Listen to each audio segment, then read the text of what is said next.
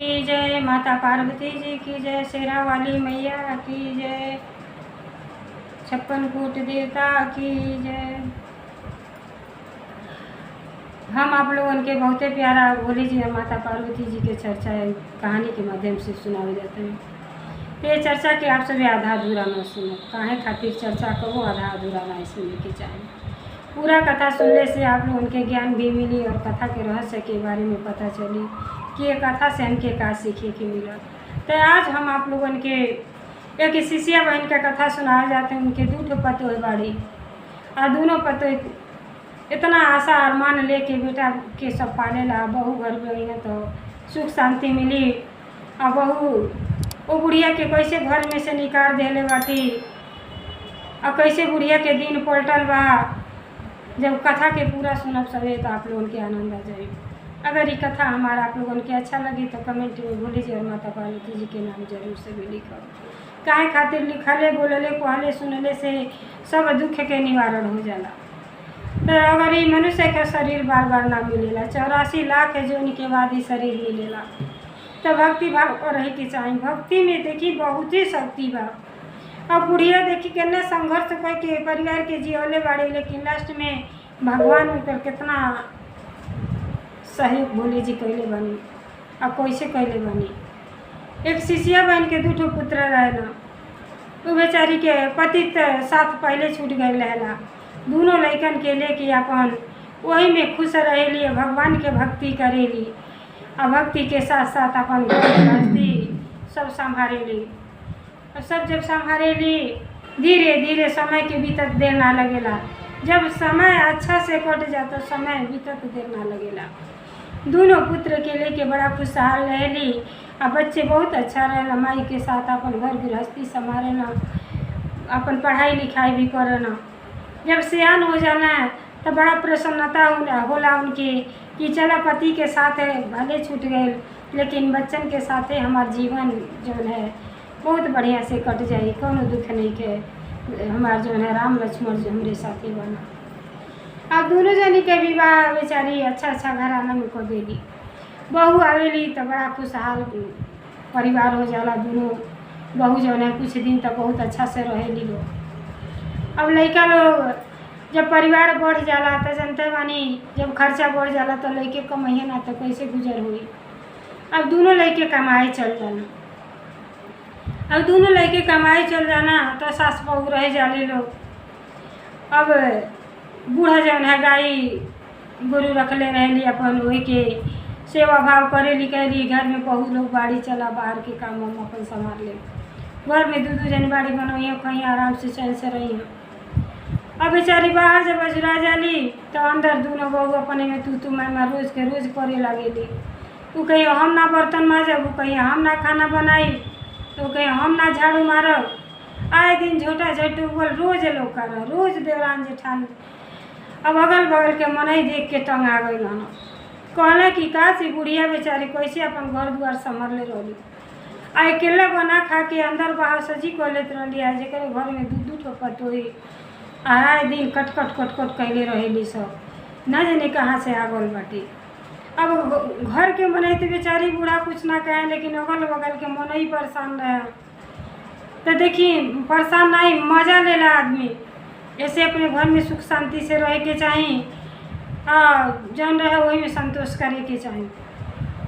अब बूढ़ा के लगे कि लगता हमारे घर में खर्चा बढ़ गई बा, कुछ कमी बेसी हुई तो सब लड़ाई करता रही।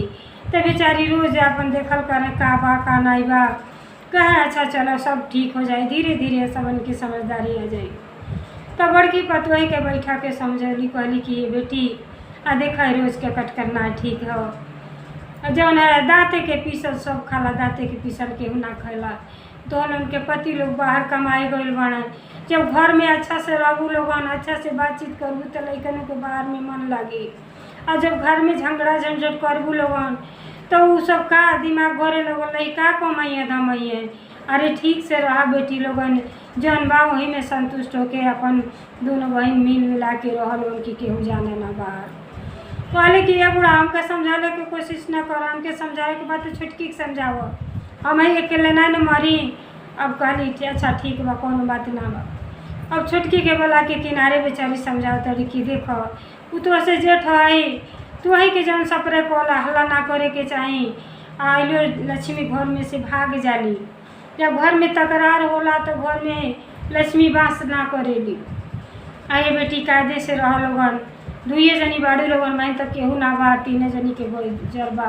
अरे जब मन करे तब बनाओ खा लोगन, लेकिन खाना बनौले करते तकरार न करे लोगन। बेटी हम तो लोगन से जौन है रिक्वेस्ट करता नहीं, लेकिन बहू कहाँ मान के अगर जनता ही जौन आदत रहे कितना वो समझौले कोशिश कर रहे तो गलते लगी। अब वो आए दिन रोज झंझट कर।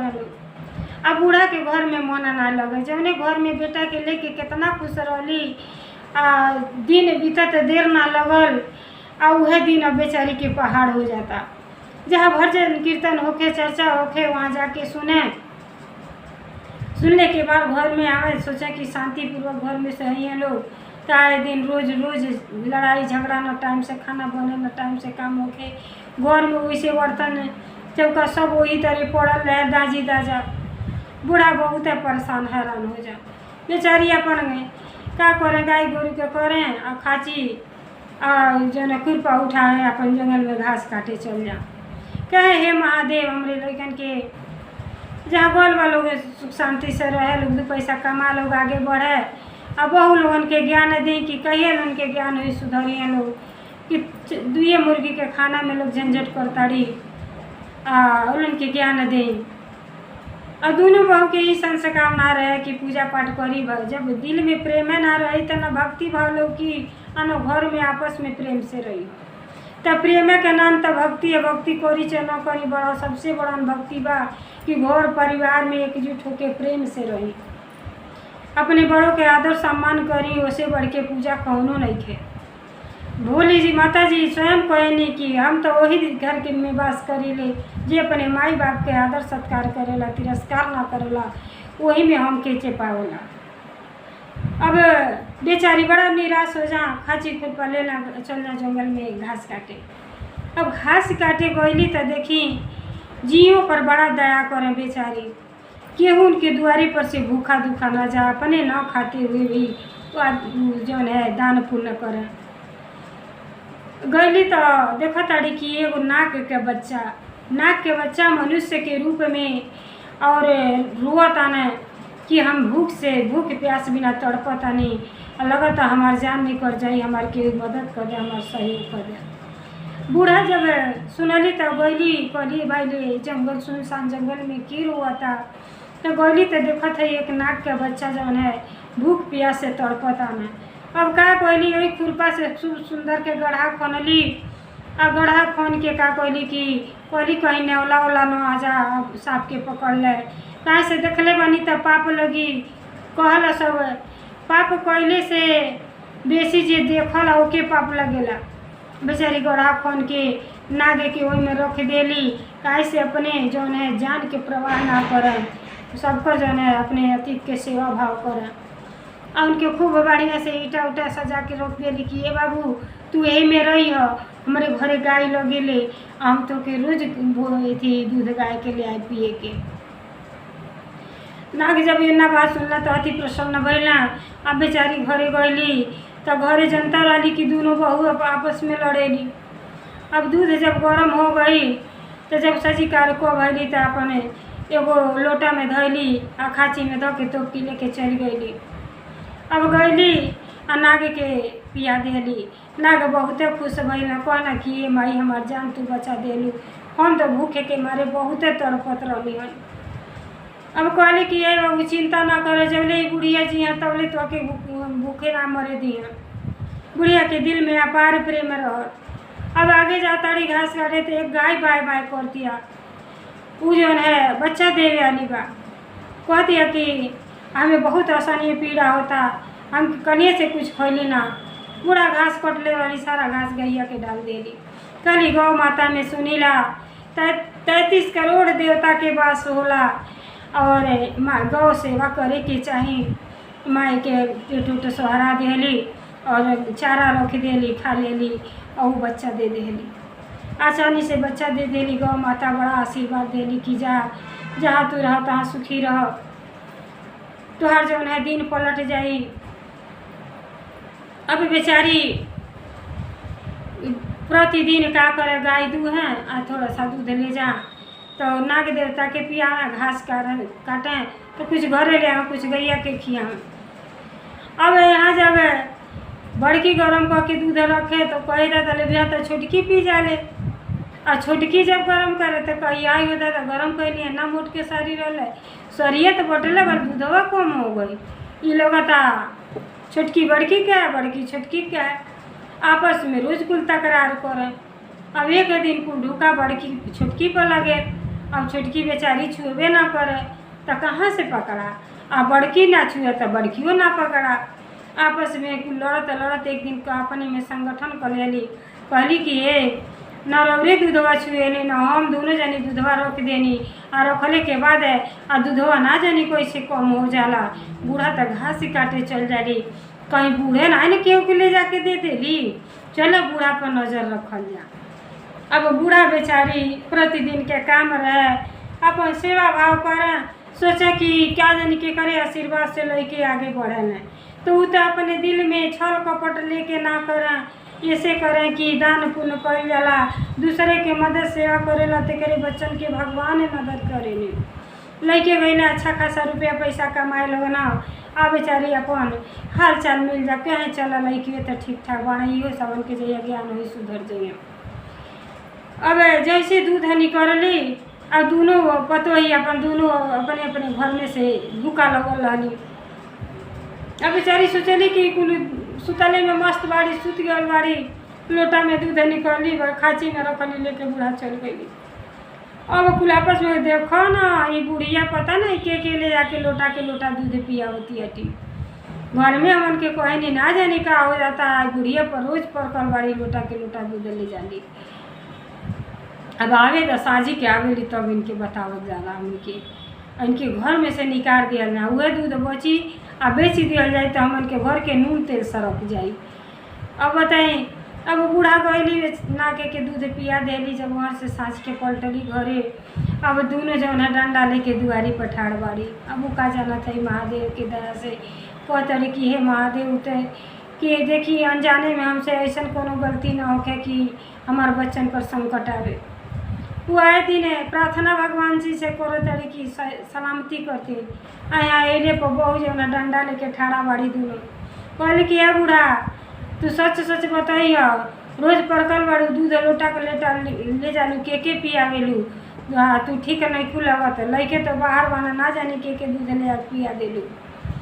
अब बूढ़ा बहन बोला ना दे तारी कुल लगली मारे आ झूठा पकड़ के कुल बहरे कर देली।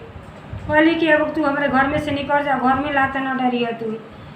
तो बूढ़ा का कर बेचारी कहली कि काहे ऐसा करताड़ू, लोगन बात ही तो सुनी लो, बात ही सुनले के कोशिशे ना करताड़ी, काहे से बहुत वजह करा ली लो। अब इना कि कम से कम बुढ़िया के बात ही तो सुनी लो। अब बुढ़िया रोवत गावत तब सोचली कहाँ जाई हे महादेव। तन के बेचारी के डर शंका ना रहे कि हमार जान के खा जाई, मर जाए सर जाई। खाली भगवान पर भरोसा रखें कि हे विधाता आप इस शरीर के देले बाणी तेकर अच्छा आप वही करब, दूसरे के बस के नहीं खो। तो बेचारी बहुते महादेव के भक्त रही।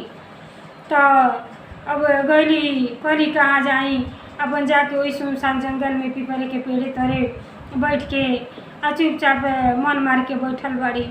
तो देखी वो सपवा धीरे धीरे बढ़न हो गई ना। तो सपवा जो है राजा के लड़का रहो ना, वो जो है क्योंकि श्राप से जन्मते सांप पैदा भइल ना, तो उनका माई दादा का कोई ना सांप के डर से जंगल में छोड़ दिया ना, और जंगल में छोड़ दिया ना तो उनके ही श्राप रहल कि एगो बुढ़िया तो सेवा भाव करिए, और उन्हीं के सेवा भाव से तू अपने मनुष्य रूप में आ जाइब जब चाहब। तो अब देखा ताड़ा कि वो बुढ़िया बैठ के रोआ ताड़ी ऐसनो धार जैसे बन के पत्ता खा रहा था कि हे विधाता अब तो दुख सहलो न जा, हे भोले जी अब हम क्या करी, कौने डगर जाई, बच्चे हमार बाहर बानो, अब बहू के हमारा वैसा आचरण बा, वो सबन के ज्ञान दें, घोर में से निकाल देली, ये अवस्था में कहाँ जाई। अब जंगल में जाके बैठल बाड़ी और रोवत ताड़ी कि हे पिताजी हमार जो है सच्चे दिल से आपके भक्ति कैले बाणी तो कोनो अच्छा मार्ग दिखाई कि मनुष्य के जीवन पाके कुछ दिन और आपके भक्ति भाव कैली। अब बैठ के सच्चे दिल से भगवान के पुकार रहल बाड़ी तहले तो देखी भगवान अति प्रसन्न भैनी भोले जी। वो नाग के वही रास्ते भेजनी तो जनता है नाग के है विष्णु भगवान के अवतार वह तो भोले जी के बटैया में रहबे करे ने। अब भगवान जी के दया से जब देखनी कि बुढ़िया के घोर से लोग निकाल देले बा तो नाग जोनी से छुटकारा दिला देनी उनके जो है गैला जे बुढ़िया के सामने ते वो खूब सुंदर के राजकुमार बन गईला। खूब सुंदर के राजकुमार बन गईला और कहला कि ये माई काहे रोवत का बाती हो तो आते ये बबुआ ऐसे रोवतानी कि आज तो हमार बहू लोग हमके घर में से निकाल देली। उतना दुख था घर में से निकलने के हमके नहीं खे, लेकिन आज से हम तुहन के कुछ सेवा भाव ना कर पाए बेटा। जौन तो के दूध ले आके पियावत रहनी वही दूध के चलते हमार बहू हमके घर में से निकाल देले बाटी। आज से हम तुहार सेवा भाव ना कर पाई भी हमके बहुत तकलीफ बा। तब वो तुरंत जौन है भोले जी के दया से तुरंत राजकुमार बन गई। कहला माई अब ओकर आवश्यकता नहीं है। हम जौन है एक राजा के लड़का है माई, हम जौन एक राजकुमार हई हे नगर के राजा के लड़का हई। हम जब पैदा भनी नाग तो हमार माई बाप जौन है जंगल में डर के माले लोग छोड़ दिया। आज तुहरे सेवा भाव से आज हमें यहाँ जौन है राजकुमार आज बन गए हैं भोले जी के दया से। आज हमके ये शक्ति से तुहरे भक्ति से हमके नाग जौन से छुटकारा मिल गए माई। अब आज ले तो तू हमार सेवा कैलू, लेकिन आज से हम तुहार सेवा करब। कहली कि कैसे बाबू और तो तू लड़का हो गई तो तू अपने घरे चल जा, हम यही अपन जीवन काट ले फल फूल खा के कुछ जंगल में रह के।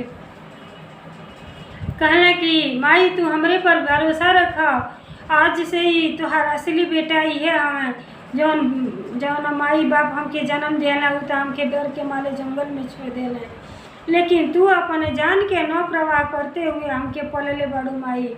तो आज से तुहार दुख हमार दुख बा, हमार जौन है सारा सुख खुशी हम तो के दे माई। तो कि चिंता न कर, अब जंगल में रहने के जरूरत नहीं है। चलो ना हमरे घरे।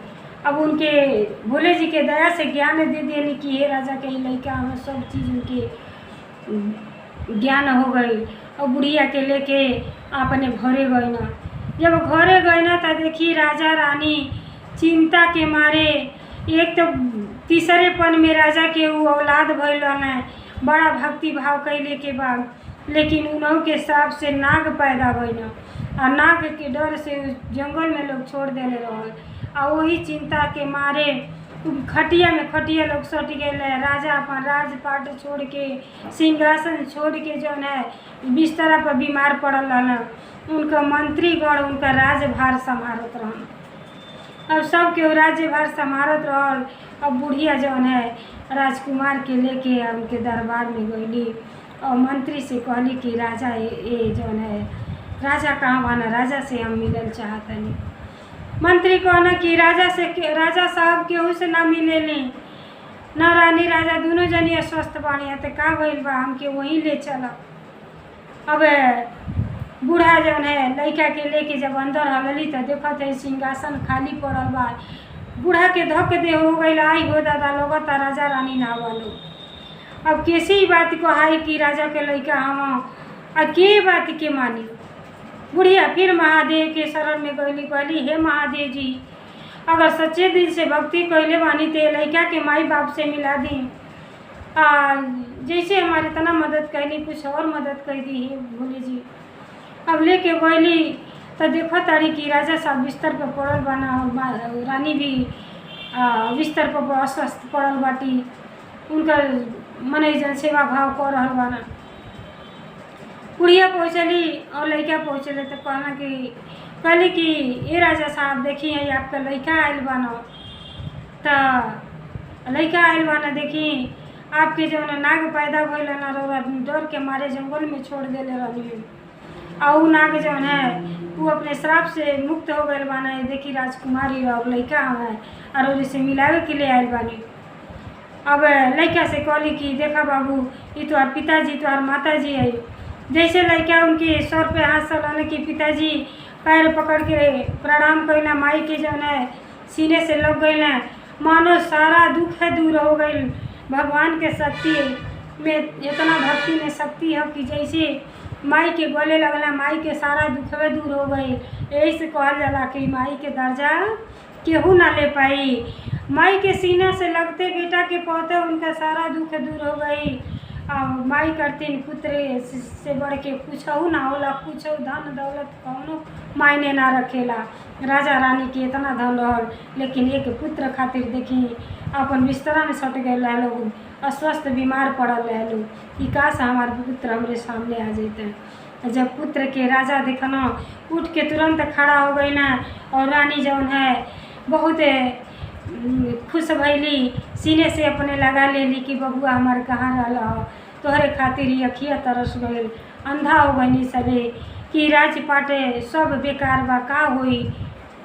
लेकिन आज तू आ गई तो हमन की जान में जान आ गई, पुत्र जान में जान आ गई।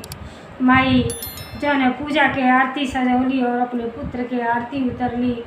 बूढ़ा कहली कि बाबू अब हमारे यहाँ का काम, अब हम अपन जंगल में जाता नहीं।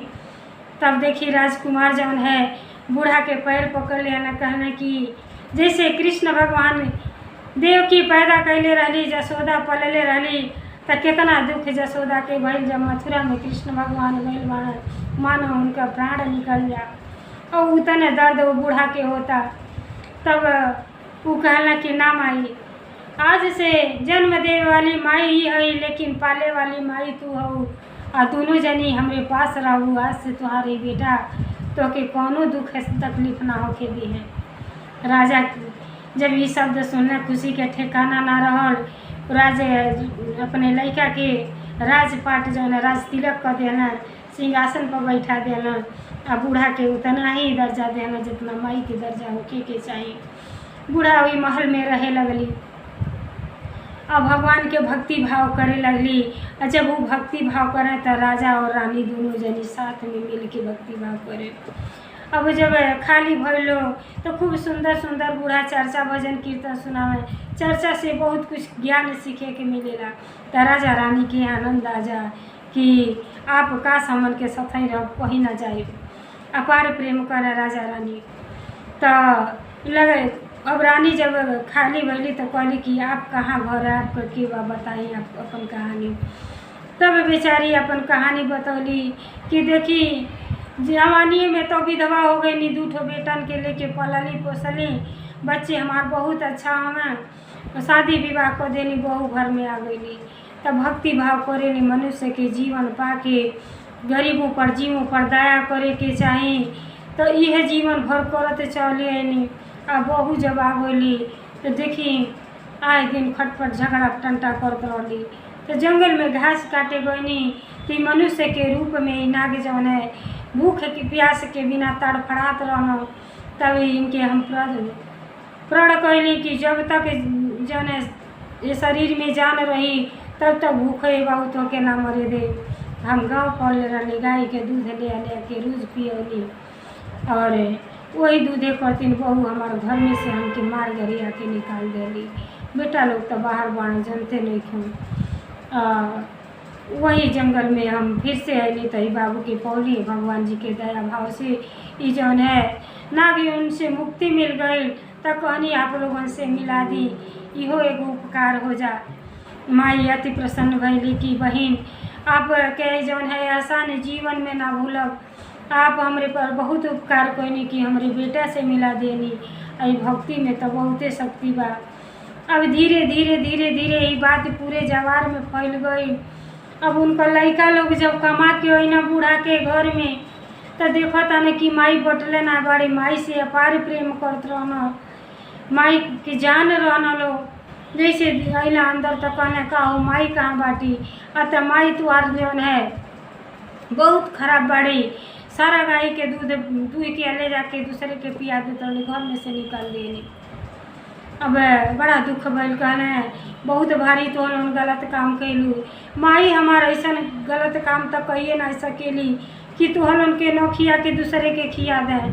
माई हमार शिव भक्त रही, माई हमारे करतीन हमन करतीन का कुछ नहीं खी कैले, और वही माई के तो घर से निकाल देलू। तो देखी जो नाती पोता उनका रहना सब यही बात के सुनत रहना। अब पुत्र जब चर्चा भल तो ई भल कि गईना घूमत घूमत राजा के यहाँ गईना, तो बेचारी फुलवारी में अपन फूल तोड़त रही, पूजा करे करतीन। तब तक अपने दोनों पुत्र के देखली टघरत, दोनों पुत्र के देखली तब वो लोगन के नजर पड़ गई माई पर। तो जाके माई के प्रणाम कईना, गले लगना, कहला माई यहाँ कैसे तू। माई सारा घटना घर के बतौली। तब कहला कि माई अब क्षमा कर दो, अरे तुहार लड़के बच्चे है सब क्षमा कर दो, ऐसा गलती अब कबो ना हो, तू अपने घरे चलो। माई कहली कि ना बेटा जा, तू जहाँ रह तहाँ सुखी रह, हमारा आशीर्वाद तोहरे साथे बा। लेकिन वो घर में अब कैसे हम दोबारा जा सकीला, जाने घर में से अपमानित कह के हमार बहू निकाल देली। जब लोगन तुहन अपने परिवार के लेके आ, अपने परिवार के कुछ ना कहिए। माई तो वो बोली कि ज़्यादा पत्नी है, अब मिल मिलाप के लोगन अपन दोनों भाई रही है लोगन घर जा। अब गईला घरे तो सारा कहानी जब बतौला तब पथु बहू लोगन के भी ज्ञान भइल। तो हंसल मजनुआ खो खा के ज्ञान होई के का करी, जब सजी अपन बर्बाद कर दी। अब ज्ञान भइल लास्ट में कि देखो ऐसा ना करे के चाहिए। और सासू अम्मा तो हमन के सलामती करती, नाक के देता के दूध पियावत रही कि हमार बाल बच्चे ने मैंने रहा, हमन के गलत समझ के सास के घर में से निकाल देनी, बहुत भारी गलत काम कैली। और चली हम अपने अम्मा के लिए आई माफ़ी मांगो। फिर बहू के देखी भगवान भोले जी के दया से ज्ञान भइल, गईली सास के ले आवे कि चली अम्मा ऐसा गलती अब कबो ना होई। कहले ना बेटी, तो अगर घर में आनंद और खुशी चाहत आड़ू तो हमके यहीं रहेगा। और तुहन हम दोनों जनी मिल मिला के बहन खान अपने घर के स्वर्ग बना के रही है बेटी, घर के स्वर्ग बना के रही है। जब तुहन अच्छा से रहू तो तुहार जो है संतान भी तुहन उनके आदर सत्कार करिए। लेकिन जनता बानी जब लड़के देखल रहे ना, जैसा आचरण माई बाप के होला वैसा बेटी बेटा के हो जाला। घर में अली लोग देखी जब अपने बड़ों के आदर ना सम्मान आदमी ना करेला, घर में से तिरस्कार कोई के निकाल देला तो बहुत भारी पाप लगेला।